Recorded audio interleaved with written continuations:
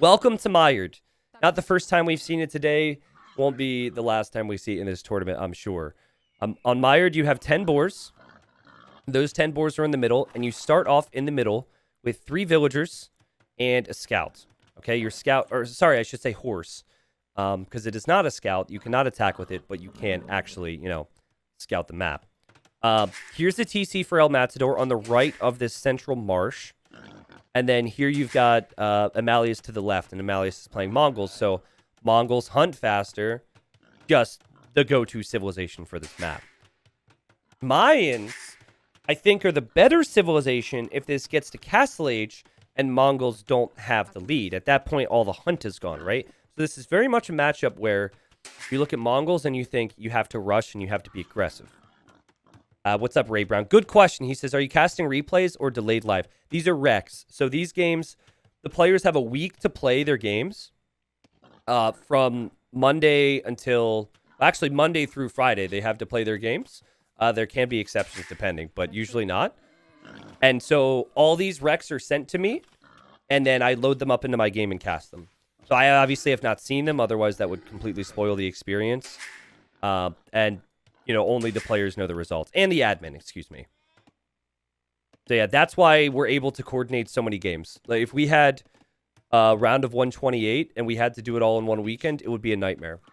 64 best of threes, that would be. So give the players some time to coordinate. And to be honest with you guys, a big thing we wanted to do was be as flexible as possible with scheduling because AoE 4 came out and they were in a weird spot with our community, right? We shouldn't have we shouldn't have to adjust things to the level we did. But as far as I know, you can't cast Rex with AoE 4. So if they're ever doing an event, they literally can't do what we're doing here. So I figured instead of making a statement and being like, oh, you have to choose AoE 2. Ah! I just wanted to make it so as many players could play as possible and make it as easy to get the big names in here. Yeah, Goths would be great here as your sentry. I'm not sure they're necessarily competitive with Mongols, though. But the issue with Goths is you have your boar bonus and you have your hunt bonus. But, in the mid-game, you don't have many bonuses, which the Mayans do. So, they're on opposite sides here. And look at this. You can do this. You can use your horse. You can block villagers. We didn't see it earlier today, but that is a dead villager right there. Well played, El Matador. Using the boar to threaten the Mongols. That's a new one. The Mongols are not supposed to be scared of boars, my friends. But okay, this is funny because now Red has it in his mind that this is possible, if he didn't already. And now he sees Blue's about to bring in a Vil, and he's like, hey, you do that to me, I'm going to do that to you. But it looks like the villager's close enough to the town center where this won't work. Yeah, this is going to be a thing on this map. Whether you love it or hate it, this is going to be a thing on this map. And, oh, don't lose the horse. Okay, there we go. The horse doesn't go down. And, ooh, don't shoot the boar with your TC here. Be careful. Thank you. All right, round 2. And, wow, we have so many vills coming out. We have 3 separate trips here for boars. I don't know if that was intentional or not, but it seems to be intentional. And the villagers are fighting back. At this point, Red is loomed, so should be fine, and 2 boars come into the Mongols TC. All right, pretty crazy game. Another civ that I think would be good here would be Berbers because of the faster villagers. Berbers, faster villagers would probably be hard to lame, and you could realistically run over here and take boars from the enemy side. But yeah, it's been a pretty boring game so far, but not a boring series. This is boar number 10. And I didn't really count, but I think it went 5-5 on each side. And Blue doesn't know that there's not any more boars out here, so we'll have to send her back eventually. But guys, when stuff like this happens, you forget to build houses from time to time. You forget to get your build orders right, to build a barracks or build a mill or whatever you might normally go for. And there is actually a barracks for El Matador, which I wasn't expecting when I said it. Something I always forget on Nomad is my 2 Dark Age buildings. Because on Nomad, you normally town center a woodline. So, I'll make a mill, but I won't make a lumber camp. I always forget about that. I have tried to reprogram my brain to get used to that, but it's completely different. Whereas in a normal game, by the time you have the food for Feudal, you already have your 2 Dark Age buildings. Normally, it's a mill and a lumber camp, right?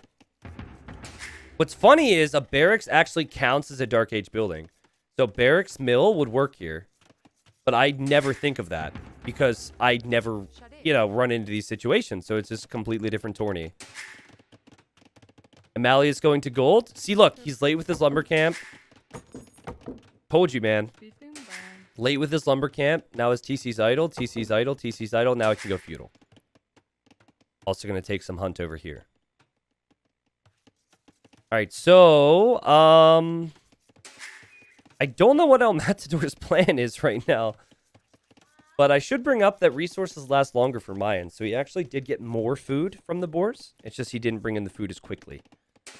The benefit of being Mongols, though, is you take all the food and then you bank it, and then you can have other resources in quite quickly. So you see a barracks now. He could have the wood for an archery range and go for an archer opening.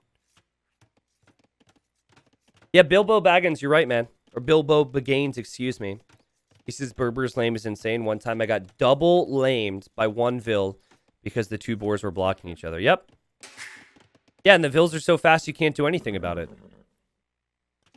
I think we'll see Berbers utilized more so by other players in the tourney, but I think Berbers will be very strong.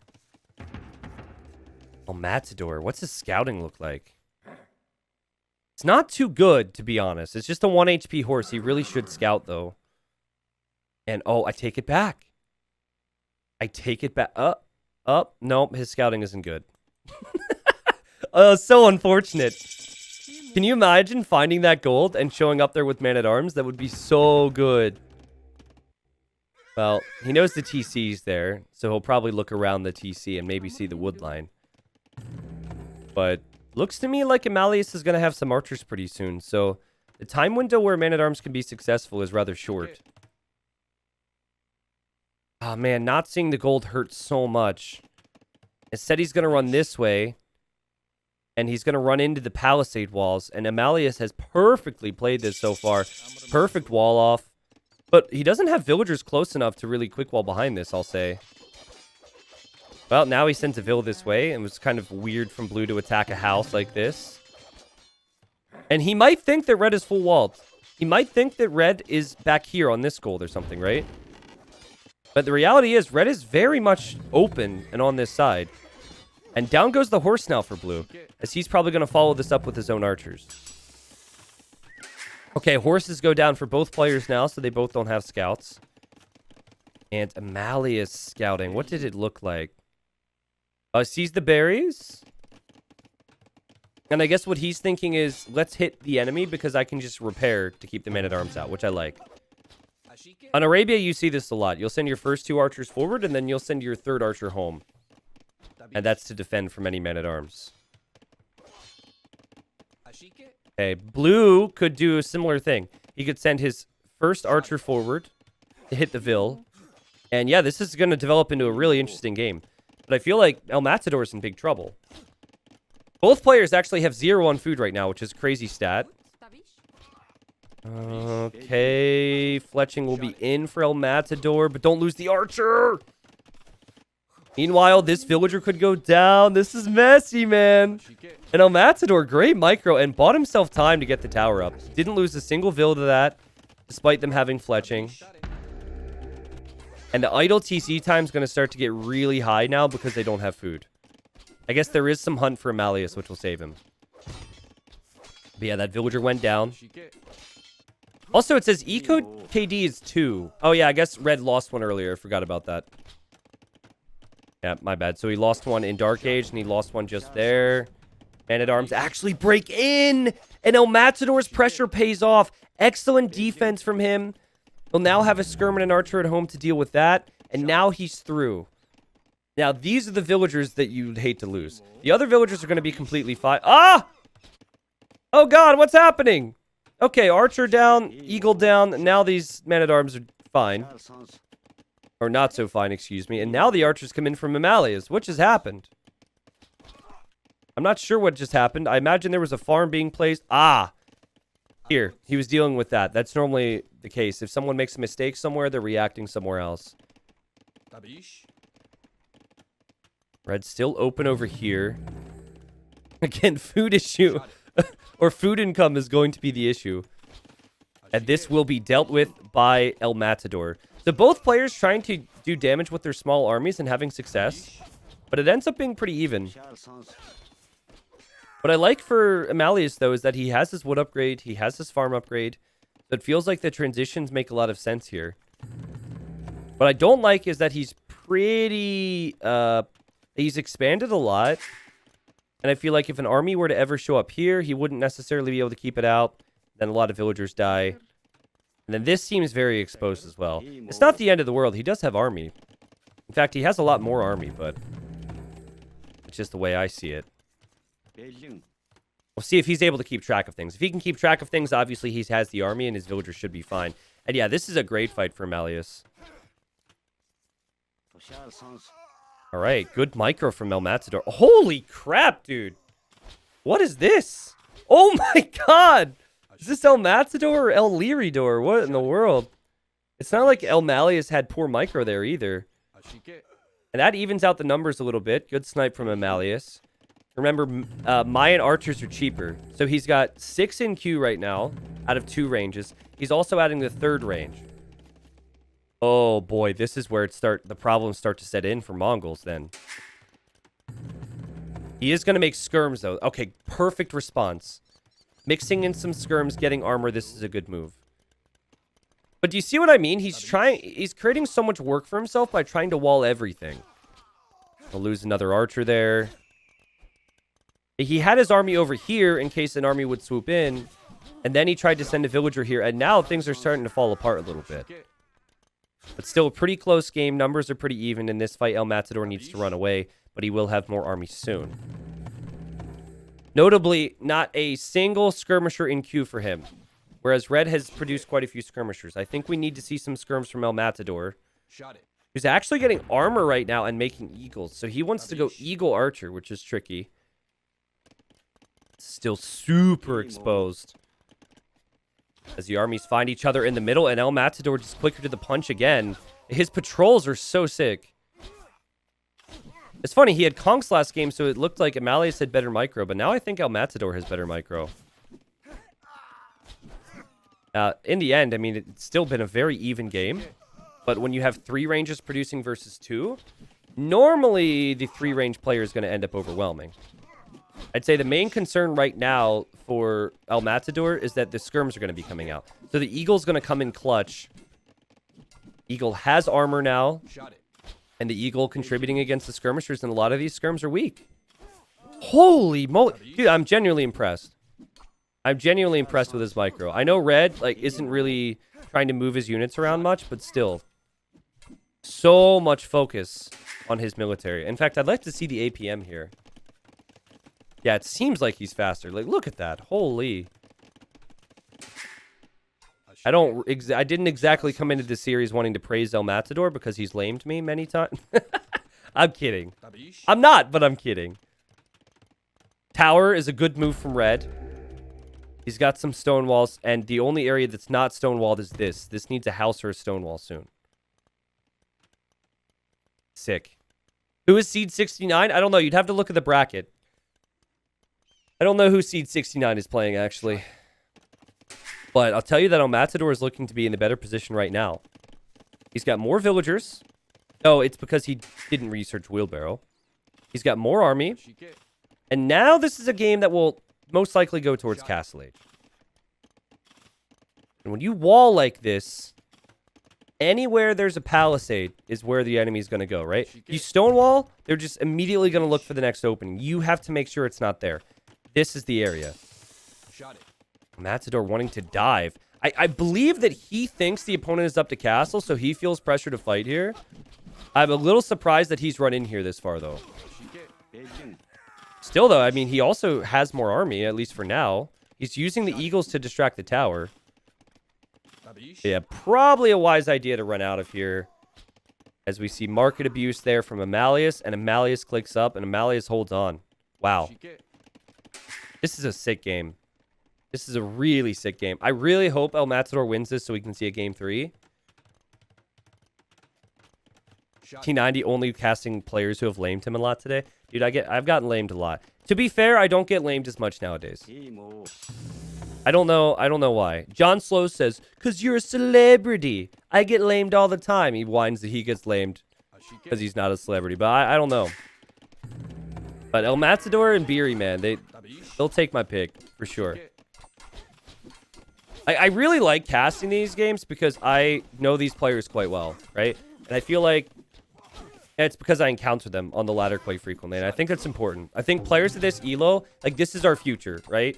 Like, these are the players that we should invest time and effort into so they can get better and then increase the quality of the scene.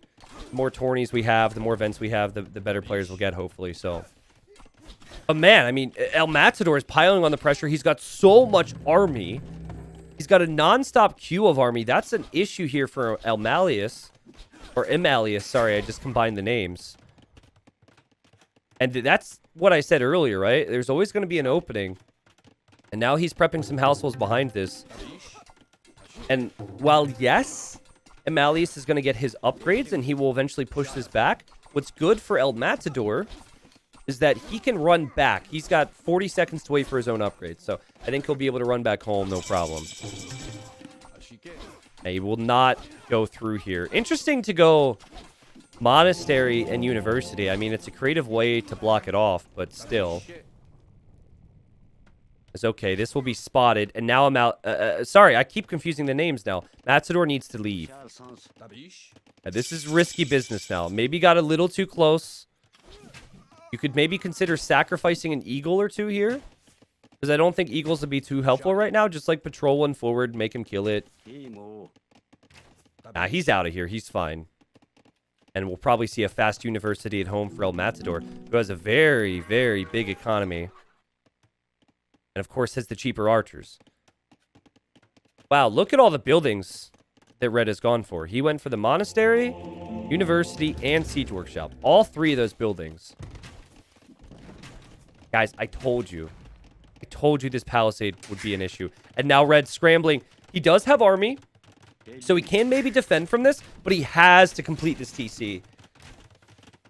And Blue sees it and realizes, okay, I can't go through there as much as I'd like to. It's too risky. And he will run in. Now, Matador has shown that his micro is incredible, and he will have ballistics on the way. And this is definitely the spot that you would want to be in with Mayans. Remember, Mongols took advantage of the hunt early on. That's what Mongols are good at. Mayans are good at this stage. Their resources last longer. Their archers are cheaper. A bit of a misplay there with the micro. I don't like this for El Matador. I think he needs to get out of here. He did get through with the eagles, though, and kill a villager, so that's good. Yeah, this might go late. I hope it goes late. I hope this game continues for a while. 2 TCs for Red. Red's going for a counterattack here. So he'll keep adding villagers. He might even gain a villager lead.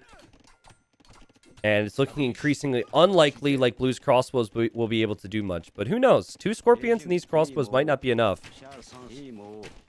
El Matador was not expecting this, though. Great job from Red to sneak this in. Kills 2 villagers. And this makes Blue think twice about staying forward with his army now. Didn't like the Scorpion edition, personally. I think 1 Scorpion was fine, actually. Maybe just a Mangonel would be good here.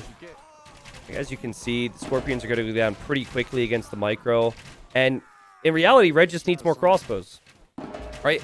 Good players can micro down Scorpions and Mangonels, but mainly Scorpions, if they just dodge like this and dodge the shots.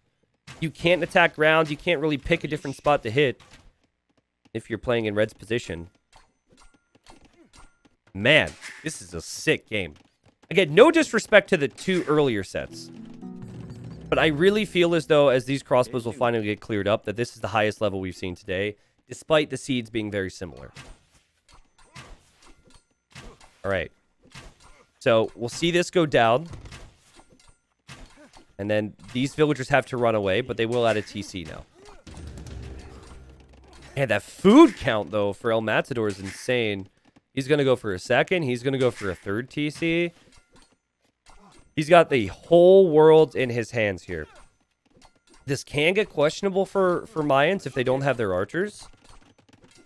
Mongols maybe with Steppe Lancers and Hussars could do really well, but now Emalius is going to try and win the series in this game, try and come back. But this position, man, is just so good. And I have to bring it back to the opening. He was clearly panicked. He went for university, but hasn't gone for a university upgrade. He can't afford any of them. He hasn't made monks, so I don't think that was part of his plan. And then he needed siege, so he got forced into the siege workshop after the fact. Like, that right there, that's like 700 wood. I can't do math. You guys figure it out. But, like, 600 wood of buildings, and he didn't really find a ton of benefit. What I do like is the idea to counterattack, but that got snuffed out. We'll have El Matador on the other side now. He'll be pressuring with 2 armies. Things can get out of hand pretty quick from here on out if you're Emalius. God, now their names are confusing me. They're so similar. But yeah, now, like, you think you're safe on this side, and then the crossbows come in because you overchopped. And now you have to completely freak because of this. And then this army is going to come in on the other side, and oh, it falls apart. I've been so impressed with Blue's play this game. His play with archers has been incredible. Confident, too. Like, split micro there against the Scorpion. Holy crap. Gets the monk. That monk was just going for the relic. And then look at the idols. 52 idols for red. 52 idols.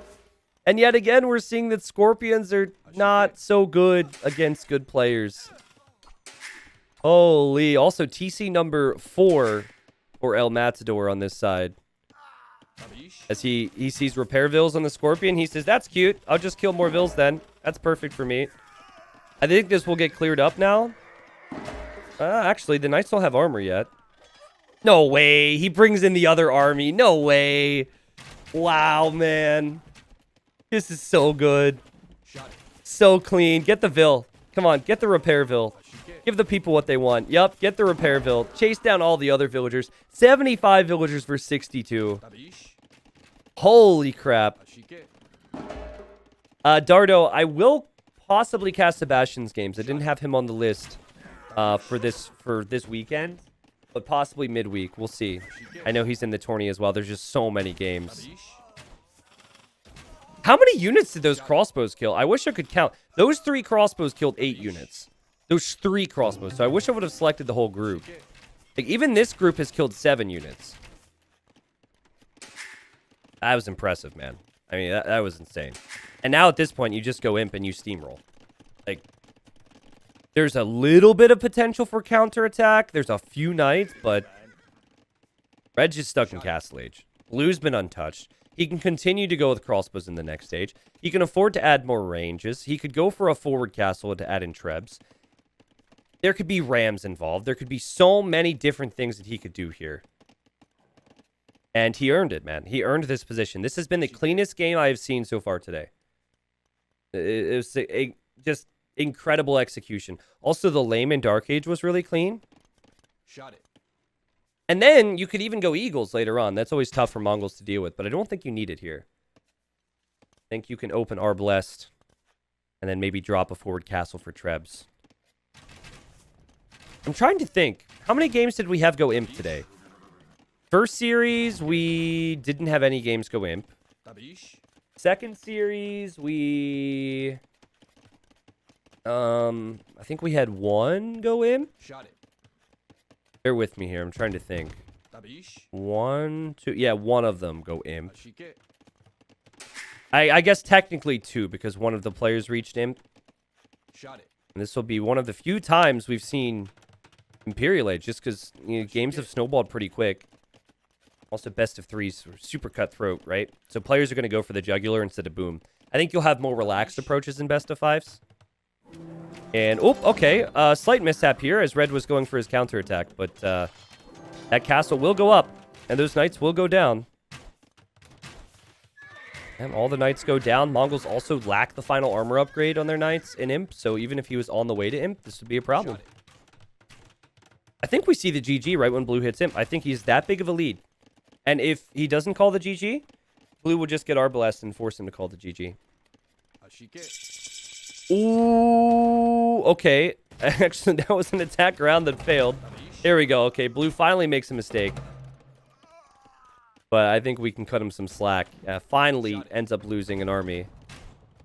And this is just before some upgrades come in. Jatin, all the big names played. In fact, if you wanted to like cast or whatever within the Discord, we have all the recorded games. Actually, not all the recorded games. We have like maybe half the games from the round of 128 available, except for the sets that we're casting right now. But yeah, we didn't want to prioritize the big names in the first round because it would just be stomps, right? Seed number 1 against seed 128 would not be very competitive and close. So I didn't want to cast big names because I wanted to cast good sets and I wanted to cast competitive games, and this is what we've done, and it's been good so far today.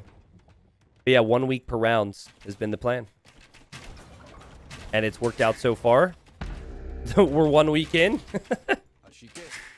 I think red is gonna play on because this is a tourney, but this is for sure over right now. Alexander just got here. Well, Alex, this is a great series. Red, he played amazing in game number 1 and ended up getting the victory, obviously. But El Matador has responded with a bang. And now that he'll have Arbalest and Bracer, the siege should be no problem. Oh, God, it should be no problem. I guess Arbalest wasn't in. Now he's running into a castle. Hello? Dude, you played so good. Don't run into castles, please. Thank you. Still, red not on the way to the Imperial Age. He is trying, though. And he's adding a TC on this gold, which is pretty sneaky. But Imp takes 2.5 minutes. There's no way he has 2.5 minutes, right? He'll lose that castle. And Arb still kill everything. Yeah, so we won't be able to give coverage to every single set from the first round. Round of 64 will be the same. Round of 32, I'm going to do my best to cover everything because that's 16 best of 5, so that's really tough. And then in quarterfinals onwards, obviously everything will be covered. All right, here you have the Mangadai, and they're just here to try and snipe siege, and that will not happen. The GG's called. El Matador ties it up. We have another series that's been competitive. We did a good job picking the series. I'm just hoping the final game was as good as this one. And if the first 2 sets show anything, I think game 3 is going to be the most competitive. Game 1 was about Emalius and his excellent play and his excellent defense, though El Matador played well. Game 2, El Matador put his foot on the gas in the mid-game and never let up. I'd like to see game 3 be 50-50. I'd like to see it go back and forth and go deep into the Imperial Age. And if I remember correctly, I think it's on Houseboat. But anyways, you can look at the stats from this game, and even though the KD looked somewhat decent for red, his economy was way behind. And El Matador was able to threaten the walls because palisade walls don't mean a lot against army. I think red tried to do too much with the walling and maybe not enough with the aggression there. And that's one to remember because Mongols, I think, are a top pick for that map. But if it gets to Castle Age, they just seem to drop off a little bit against Mayans.